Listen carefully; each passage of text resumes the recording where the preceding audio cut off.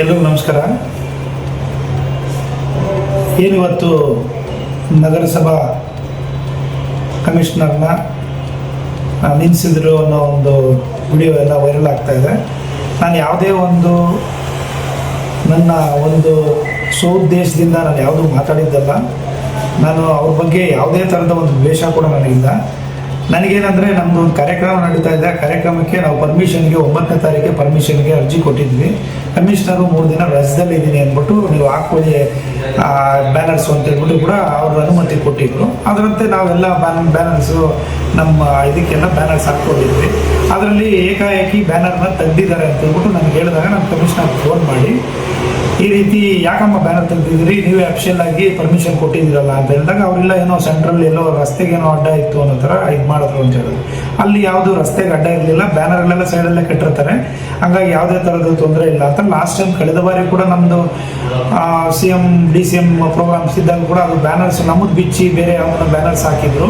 ಅದಕ್ಕೆ ನಿಮ್ಮ ಹತ್ರ ಪರ್ಮಿಷನ್ ತೊಗೊಂಡಾದ್ಮೇಲೆ ಕೂಡ ನಾವು ಈ ರೀತಿ ಮಾಡಿದ್ದೀರಾ, ನೀವು ಮಾಡ್ತಾ ಇರೋದು ಸರಿಯಲ್ಲ ಅಂದ್ಬಿಟ್ಟು ಹೇಳಿದ್ದೀನಿ. ಅದನ್ನು ಮಾತು ಬಂದು ವಿಡಿಯೋ ಯಾವುದೇ ಅವ್ರನ್ನ ಪರ್ಪಸ್ಸಾಗಿ ನಾನು ಬೈಬೇಕು ಅನ್ನೋದಾಗಲಿ ಯಾವುದೇ ಒಂದು ಉದ್ದೇಶ ಇಲ್ಲ. ಅವ್ರು ನನಗೂ ಒಂದು ಅಕ್ಕ ತಂಗಿ ಥರ, ಅವ್ರನ್ನ ಯಾವುದೇ ಥರದ ಉದ್ದೇಶದಿಂದ ನಾನು ಮಾತಾಡಿಲ್ಲ. ನಾನು ಆ ಥರದ ವ್ಯಕ್ತಿನೂ ಅಲ್ಲ. ಹಾಗಾಗಿ ನನ್ನಿಂದ ನಾನು ಮಾತಾಡೋದ್ರಿಂದ ಏನಾದ್ರು ನೋವಾಗಿದ್ರೂ ಕೂಡ ಅವ್ರಿಗೆ ನನ್ನ ಕಡೆಯಿಂದ ಕ್ಷಮಿಸಿ ಅಂತಲೂ ಕೇಳ್ತಿದ್ದೀನಿ.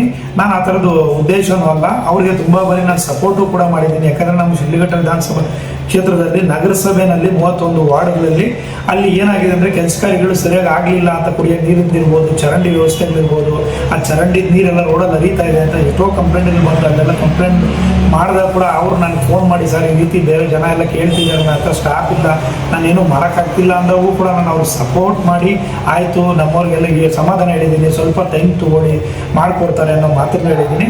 ಹಾಗಾಗಿ ನಾನು ಅವರಲ್ಲಿ ನನ್ನಿಂದ ಯಾವುದೇ ಥರದ ತಪ್ಪಾಗಿಲ್ಲ. ಆಗಿದ್ದರೂ ಕೂಡ ಆ ಕೆಟ್ಟು ಏನಾದರೂ ಮಾತು ಬಂದಿದ್ರೂ ಕೂಡ ಅದನ್ನು ನಾನು ನನ್ನ ಸ್ವೋದ್ದೇಶದಿಂದ ಯಾವತ್ತೂ ಹೊಂದಿಲ್ಲ.